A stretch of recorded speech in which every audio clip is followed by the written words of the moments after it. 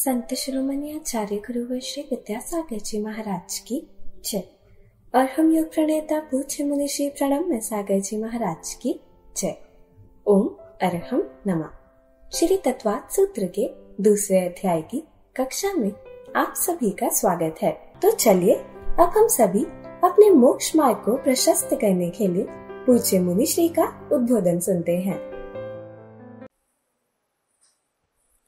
मोक्षमार्गस्य नेतारं भेत्तारं कर्मभूरतां ज्ञातारं विश्वतत्त्वानां वन्दे तद्गुणलब्धये।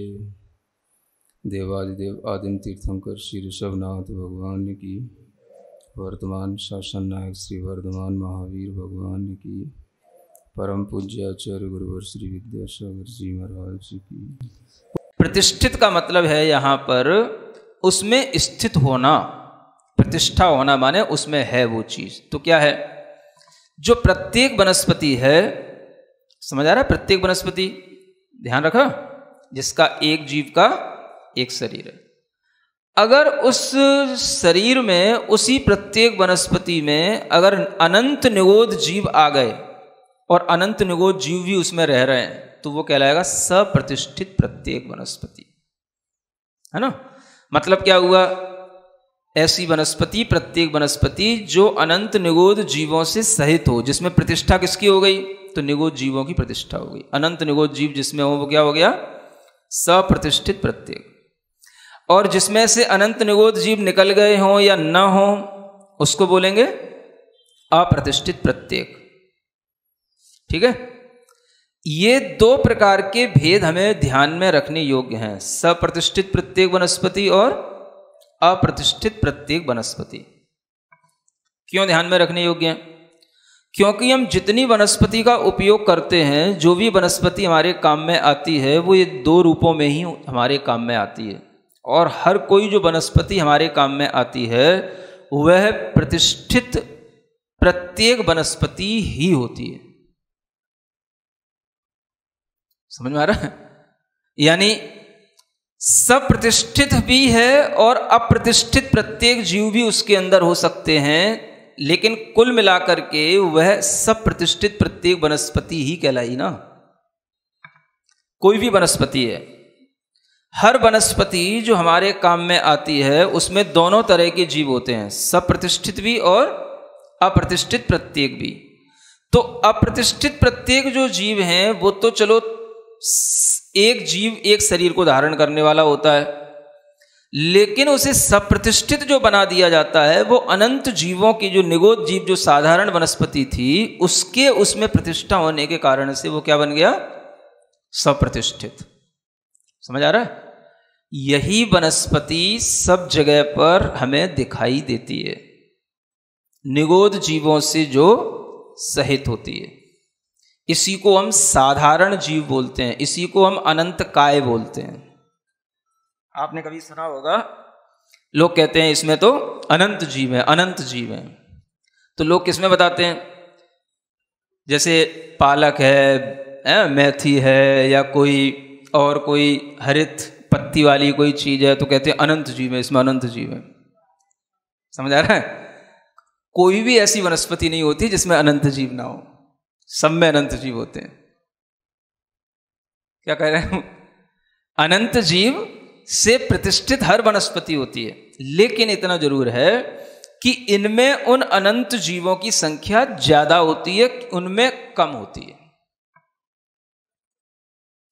जो भी वनस्पति अगर हमें पहचानना है तो उसके लिए भी आचार्यों ने थोड़ी सी चीज बताई है कि वो कब तक साधारण है और कब वो जो है प्रत्येक हो जाती है ना? साधारण का मतलब वह साधारण निगोद जो जीव हैं उनसे जब प्रतिष्ठित रहेगी, उसकी मात्रा उसमें अनंत जीवों की जब अधिक भरी रहेगी, तो वो जो है सप्रतिष्ठित है प्रत्येक, है ना? वो हमारे लिए खाने योग्य एक तरह से नहीं होती है। जब वो अप्रतिष्ठित अवस्था में आ जाए तो वो खाने योग्य होती है ना? तो आचार्य कहते हैं कि ऐसी वनस्पति जिसके सिराएं, सिराएं जानते हो, है ना, स्नायु होते हैं, जैसे आपके नसें होती है ना, ये वनस्पतियों में उसकी शिराएं होती हैं, है ना। अंदर जब हम किसी वनस्पति को खोल के देखेंगे तो उसकी जो फांकें होती हैं उनके बीच में एक संधि होती है, समझ आ रहा है। ये सिराएं हैं, संधियां हैं, ये बिल्कुल अदृश्य हों, ये क्या हो, अगर ये अदृश्य हों, समझ आ रहा, दिखाई ना दे रही हों, तो ये साधारण है ना। जैसे इसके अलावा जिनमें सिराएं वगैरह नहीं होती, इनमें पोरें दिखाई देती हैं। जैसे ईख होता है, ये जो गन्ना, इसमें क्या दिखाई देता है, पोरें। तो एक तो इसमें पोर दिखाई ना दे, ऐसा गन्ना, तो अगर दिखाई नहीं दे रहा है तो वो जो है साधारण है, जीवों से प्रतिष्ठित है, वो अनंत काय वाला है वो, अगर उसमें पोर दिखाई नहीं दे रही है, समझ आ रहा है। कुछ ऐसी वनस्पतियां होती हैं जिन्हें अगर हम तोड़ें तो जिनके समभंग हो जाएं, बिल्कुल बीच में से टूट जाए, तो वो क्या है, वो साधारण के साथ में प्रतिष्ठित है, सब प्रतिष्ठित है ना। किसी किसी में जो है रेशा भी लगा हुआ ना दिखाई दे, है ना, उसका कोई रेशा भी ना लगा दिखाई दे। और अगर हम उस वनस्पति को छिन्न कर दें, छेद दें, तोड़ दें, और वो फिर उसको हम उगाएं तो फिर से उग जाए, तो ये सब वनस्पतियां का जो लक्षण बताया जा रहा है, ये सब कहलाती हैं, मतलब कि सब प्रतिष्ठित वनस्पति का ये लक्षण समझ लो आप। इनमें अनंत साधारण वनस्पति काय वाले जीव हैं, समझ में आ रहा है। और इससे विपरीत लक्षण आ जाए तो वह अप्रतिष्ठित प्रत्येक वनस्पति वाला जीव कहलाएगा, साधारण जीवों से रहित हो गया। जैसे वही ईख है, गन्ना है, जब वो पका होता है, बड़ा होता है, तो फिर उसके पोर हमें अलग दिखाई देते हैं, फिर वो अदृश्य नहीं रहते हैं। नारियल होता है, समझ आ रहा है, उसकी हमें सिराएं फिर अलग से उभरी हुई दिखाई देती हैं। खरबूजा होता है, उसकी सिराएं अलग दिखाई देती हैं। अंदर अगर कोई फांके हैं, उन फांकों के बीच में कुछ भी अदृश्यता नहीं होगी, वो फांकें हमें बिल्कुल दृश्य दिखाई दे रही होंगी प्रकट रूप से कि ये फांकें अलग अलग हैं, समझ आ रहा है। तो ये क्या हो गए, ये जो हमारे भोजन में आते हैं, ये जो खाने में आते हैं, ये वस्तुतः इसलिए सही माने जाते हैं क्योंकि ये काफी कुछ पक चुके होते हैं, पक गए। ये एक तरीके से साधारण जीवों से तो रहित हो गए, लेकिन इनमें भी अभी प्रत्येक वनस्पति का एक जीव हो सकते हैं, होते हैं। और उन प्रत्येक वनस्पति का एक जीवों की संख्या तो असंख्यात होती है। निगोध जीवों की, जो साधारण वनस्पति कायकों की जो संख्या है, वो अनंत होती है, समझ आ रहा है। तो जब हम इन पके हुए जीवों को देखते, ये जो वनस्पतियों को देखते हैं, तो इनमें अपने आप जीवों की संख्या जो अनंत वाली है वो कम हो चुकी होती है। हम अक्सर जो भोजन लेते हैं उनमें इसी तरीके की वनस्पति का उपयोग करते हैं, समझ आ रहा है। खास तौर से जो भी भक्ष्य चीजें मानी जाती हैं या अच्छी वनस्पतियां मानी जाती हैं, वो हम वो लेते हैं जो अच्छी वनस्पतियां होती हैं, वो जितना पृथ्वी से ऊपर, जितना ऊपर उठ करके आकाश में जिसका बिल्कुल, है ना, हवा में जिसका फल डोले, वो उतना ही अच्छा और उतना ही जो है वो जीव से रहित और उतना ही ज्यादा फायदेमंद फल होगा, समझ आ रहा है। जितना जमीन के पास होएगा, जमीन के अंदर होएगा, वो उतना ही ज्यादा जीवों से सहित होएगा। और जितना जमीन से ऊपर फलेगा, फूलेगा, हवा में डोलेगा, लटकेगा, वो खाएंगे, वो जीव से रहित होएगा। अनंत जीव जब हम कहते हैं तो ये जैसे घास है ना, काई जो लग जाती है वो वनस्पति है। और अनंत जीव के साथ में ये जो पालक, मेथी, भतुआ वगैरह जो होते हैं, समझ आ रहा है, पत्ते वाली जो वनस्पतियां हैं, ये एक तरीके से इसलिए अनंत जीव कहलाती हैं क्योंकि इनमें कुछ भी पकाव नहीं होता और ये हमेशा अनंत जीवों से सहित ही हमको उपलब्ध होती हैं साधारण रूप से। लेकिन इनमें भी प्रत्येक होते हैं, लेकिन इनकी प्रत्येकता हमारे ग्रहण करने में नहीं आती।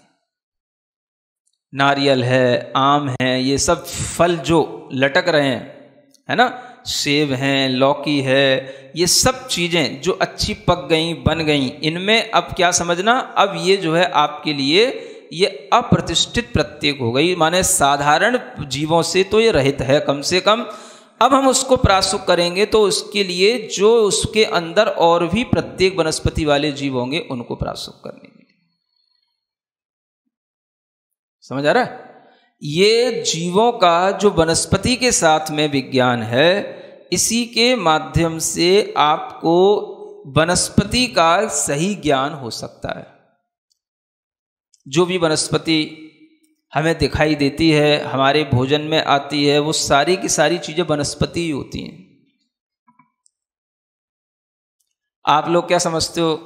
अब देखो, व्यवहार में जो कुछ भी चीजें अच्छी हैं, लेकिन सिद्धांत की दृष्टि से देखो तो एक सिद्धांत अपनी जगह पर एक अलग व्यापक दृष्टिकोण से हमें देखने को सब कुछ चीजें देता है ना।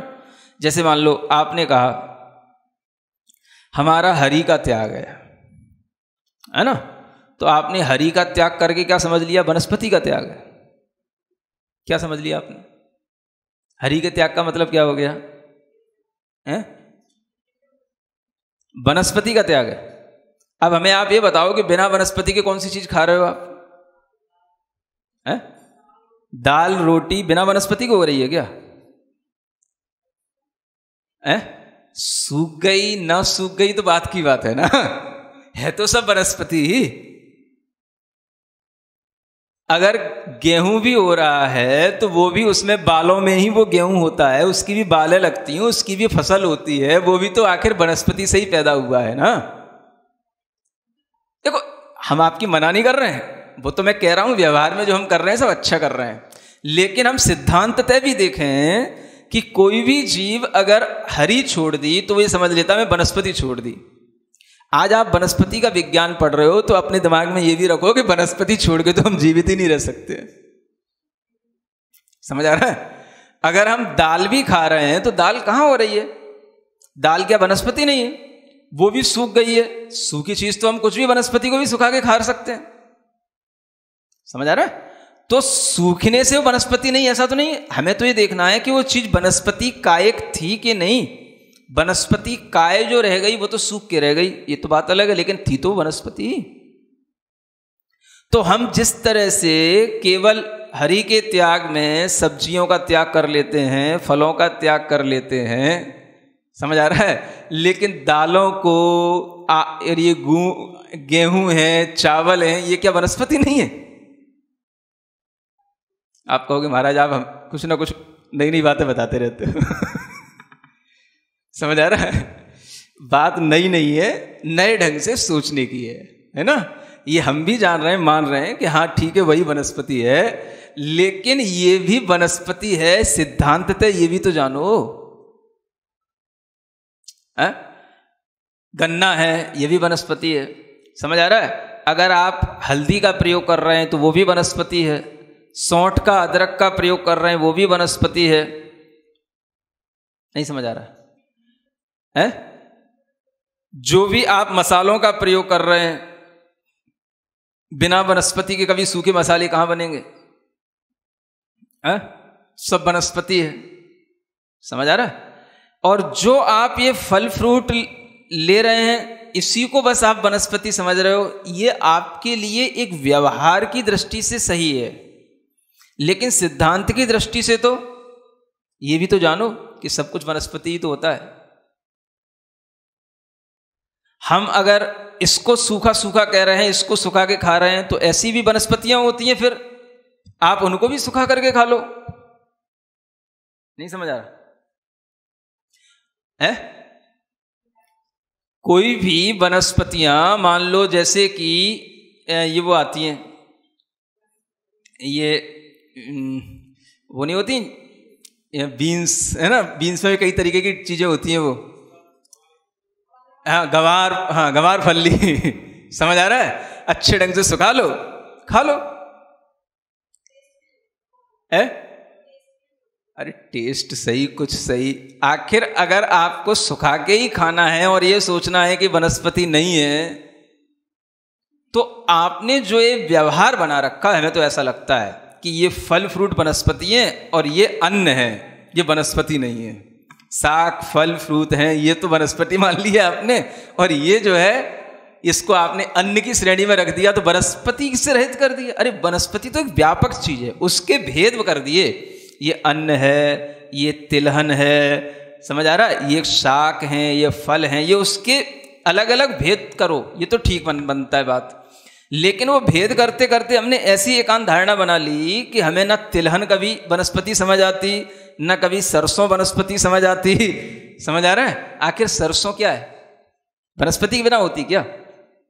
फूल होते हैं, उसकी भी फसल लगती है, हर चीज जिसकी फसल लग रही है, जमीन में उग रही है, वो वनस्पति तो है। बताओ तो महाराज क्या महाराज? तो ये वनस्पति के तरह तरह के भेद हैं, लेकिन हम एक भेद में अटक गए, केवल फल फ्रूट और जो सब्जियां ये वनस्पति हैं, बाकी सब वनस्पति नहीं है। अगर हम व्यापक दृष्टिकोण से देखें तो ये सब भी वनस्पति कायिक जीवों में ही आते हैं, और वनस्पति के बिना तो कोई भी भोजन होता ही नहीं है। समझ आ रहा है? तो हमारा जो जीवन चलता है इन्हीं 5 प्रकार के स्थावर जीवों के द्वारा चलता है। इन्हीं का हमें सेवन भी करना है और इन्हीं की हमें रक्षा भी करनी है।